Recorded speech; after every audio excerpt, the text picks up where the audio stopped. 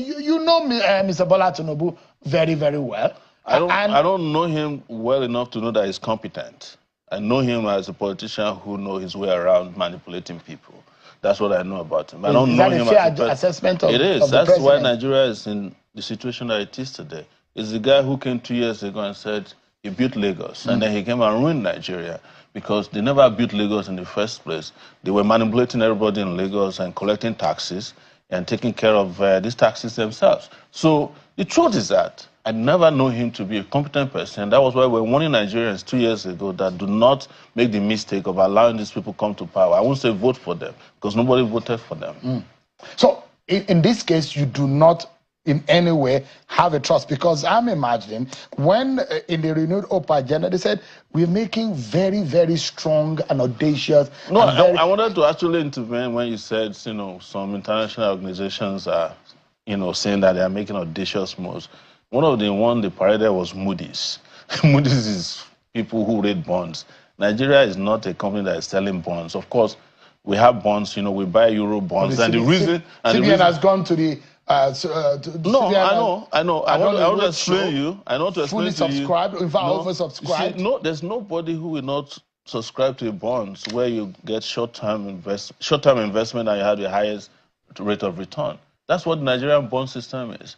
It's because it's not the kind of bonds that are well respected. So they have the highest return on investment within the shortest period of time. Who will not buy that kind of bond, especially when it's collateralized with our oil money?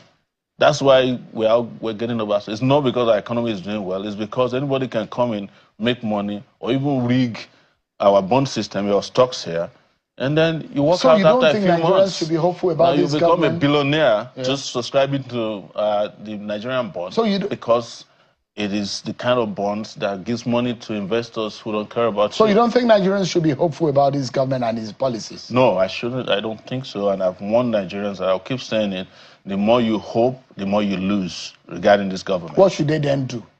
It's up to them to decide whether they want to keep suffering or they bond together and bundle them out. Nobody should be put in the situation that Nigerians are in now.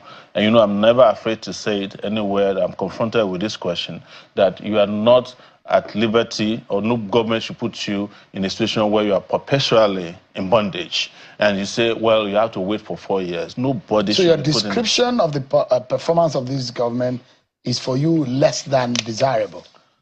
I don't need to tell you. That was my position since we started this show. That is not only undesirable, it is unforgivable that we found ourselves in the situation that we're in now. There are a lot of people who think that Bola Tinubu has been preparing himself for far too long for this position. He knows what he's doing. He's done it before. He can do it again. And he's certain about where he wants to lead his nation. And there are those who are close to him who say, look, the plan of the president is to be the Lee Kuan Yew of Nigeria, to change things around and make Nigeria a great nation. You don't see that coming? This president is not going to be a Lee Kuan Yew. It's going to be an undertaker. What do you mean by that? Well, what do undertakers do? When they kill people, they put them in a coffin, dance a bit around with them, and bury them. That's what they came to do. And that is why you were mentioning that this one was prepared. The same thing they said about Buhari, that he's been preparing since 1978 when he was Commissioner for Petroleum Resources.